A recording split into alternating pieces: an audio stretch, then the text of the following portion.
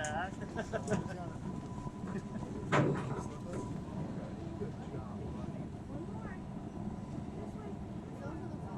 Such a cool view.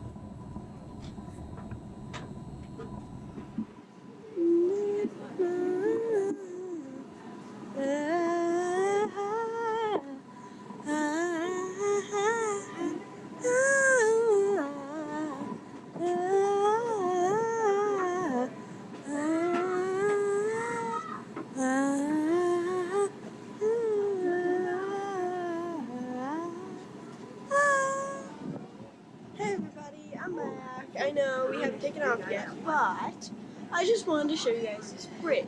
It looks kind of like the Telephone Crossing in Portland, Oregon, connecting to Washington, which is a pedestrian and train bridge. I wanted to show it to you because it has a very interesting design. It's almost like a diamond shape, and yet it looks kind of like a kite. Here, look. I'm not sure if I can actually see it. Here, let me change the mode, maybe. Alright, hold on, I'll be back in a minute. Alright, we're back. Sorry for that quick little break there. I had to change the mode to narrow. But yeah, you can see the bridge? Looks kind of like the Telephone Crossing in Portland. So if you look, you've got the first rise, like in the Telephone Crossing, then you've got the fall, and the rise, and then the fall again. And then it's got the two supports, like if you were on the Telephone Crossing.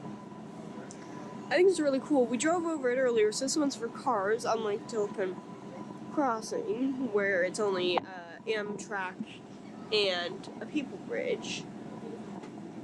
And I find it kind of interesting. When you drive across it, the cables look huge. Like two of me right next to each other. Maybe three, I'm not sure. They're pretty wide. Maybe as wide as the Lifesaver here. Let me just say it was wide.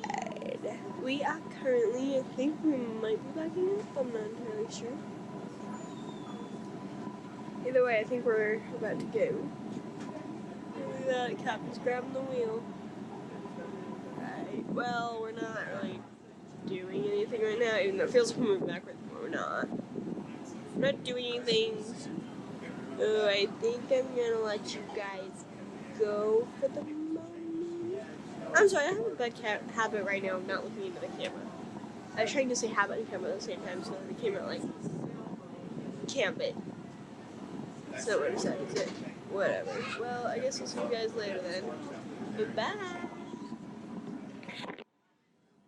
I do believe that we are moving.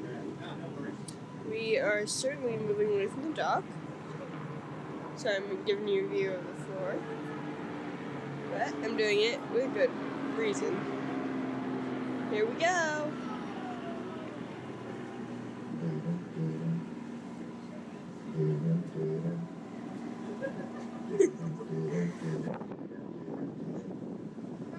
I think we're going to need a bigger boat. Hey everybody, my name is Ranger Andy, and I'm a representative of the National Park Service on board with you this evening. We're going to be heading out to Fort Sumter, which is about a 35-minute voyage away, depending upon the tide and the wind. And once we get out there, we're going to link up with my partner out there, Ranger Caitlin, and you all are going to have an opportunity to take down the flag at Fort Sumter National Park. Alright, we are entering Fort Sumter. Walking across the bridge, I guess, to the fort. It's just right over there. And as far as I know, we're all going to get turned to lower and raise the flag. So, yeah, that'll be fun. The fact that it stays here. Yeah. Okay. All I heard was like everything is an artifact, so don't really touch anything. Right. Pretty much. Just look at it and go, ooh, ah, and that's about it. Thank you.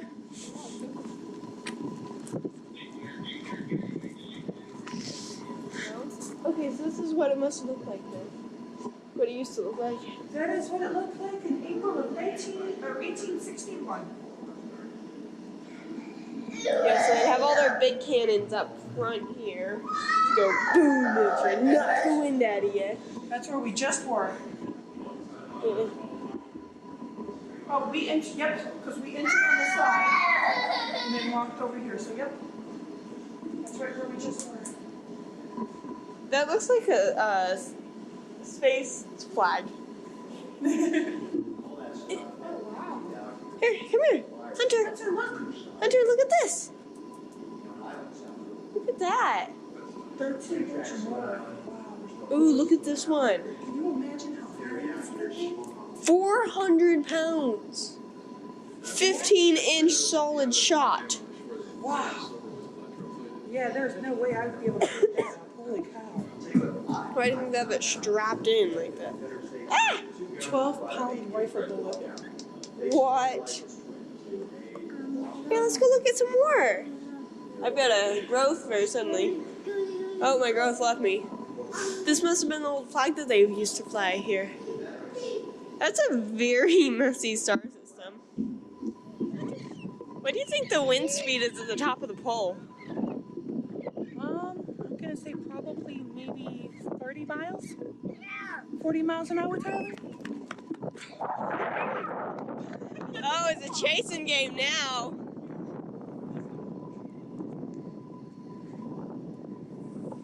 Wow. That would have been a big gun. That was probably a hole and they probably filled it up. And the whole gun was just mounted there. Shoot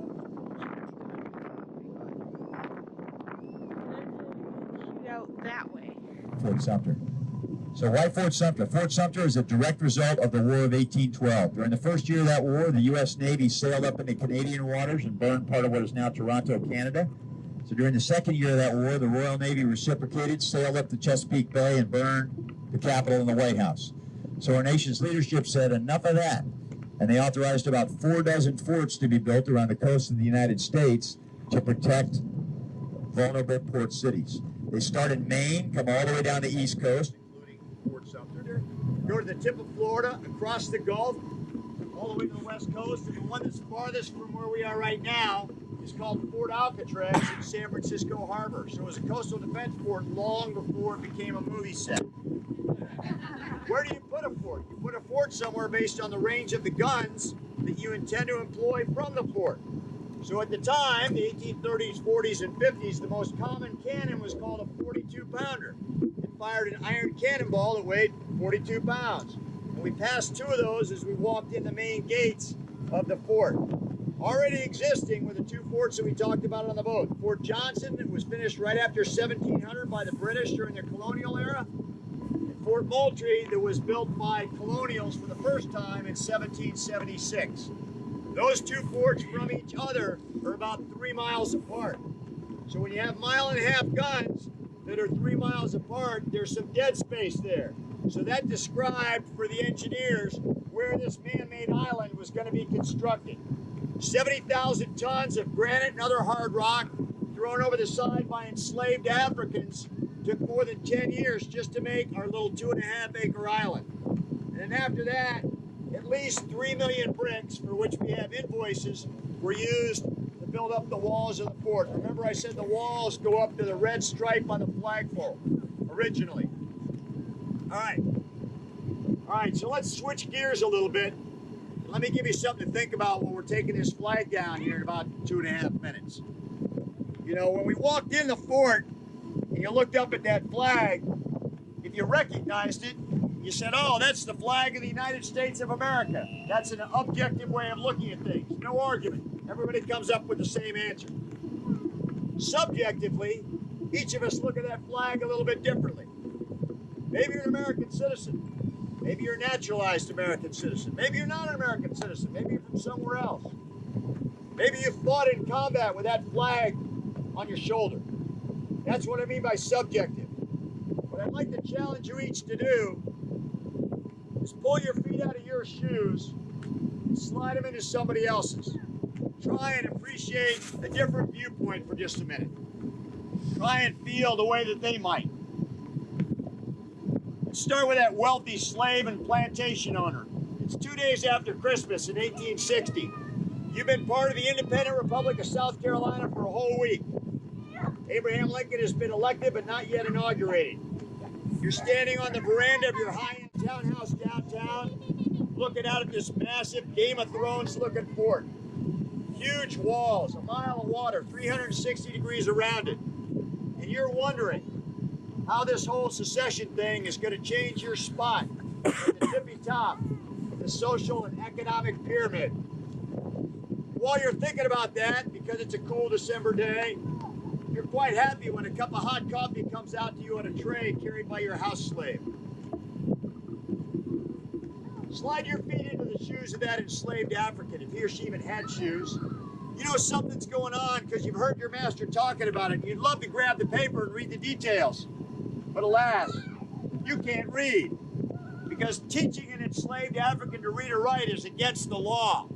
Because the last thing you want to do when you've got somebody underneath the boot heel of oppression is give them the tools with which to exchange ideas, especially ideas that might be seditious and upset the order of things. You just remember your mom and dad coming home late from the brickyard at the plantation when they helped make millions of bricks to build Fort Sumter. And stories about your grandfather working out on the harbor, heaving rocks over the side with the other enslaved laborers, more than 140 million pounds, to create this man-made island upon which a fort was going to be built to guarantee security and freedom to everybody in Charleston, except for you. Well, slide your feet into those one-size-fits-all boots of the Civil War soldier. Doesn't matter what side. You're dressed in wool from head to toe, which may be kind of okay in December, but come back in July. You're trying to find out what's going on too, but clearly nobody paid the cable bill because you can't get headline news. You keep trying to call your mom to let her know that not only might you be late for dinner, you might be late forever. You can't get a signal.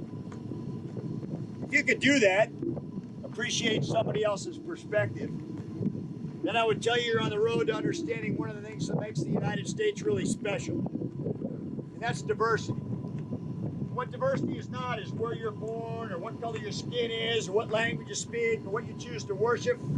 It's about understanding we each have a different perspective. And though those perspectives differ, doesn't mean that one is necessarily any better or worse than the other. They're just different. And one of the things we might have to agree to do is to disagree. But we can do that courteously, we can do that with respect for one another. And then we can go down to the corner, buy ourselves a tall carbonated adult beverage and talk about something that's really important, like how cool it was to lower the flag at Fort Sumter National Park.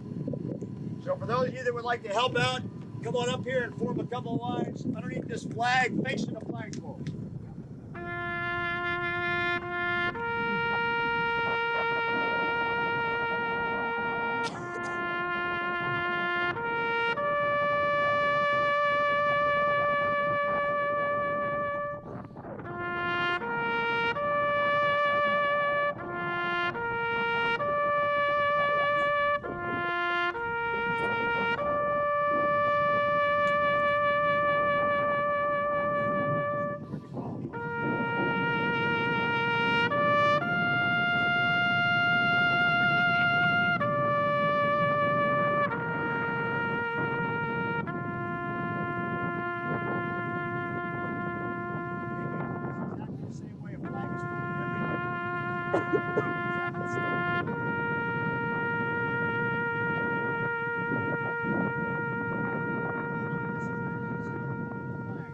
Remember, stick a hand underneath, guys, to support it for them. There you go, just make it on the table. Beautiful. You're all holding the same. There you go. Like that. I would know. Okay, one last fold. It's easy. For you, baby. Shove it in your triangle. Okay, it makes a little triangle. Okay, beautiful. Just hold it like that.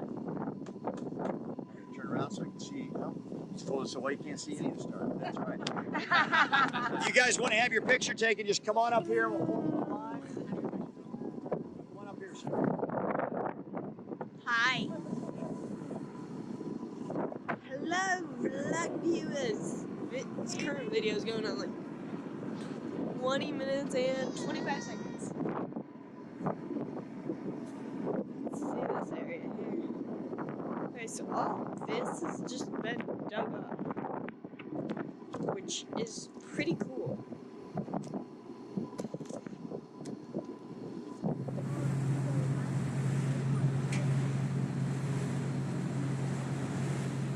Run, please walk. The last 2 children that we have medically evacuated have been children that have fallen and they didn't get up. They're alive.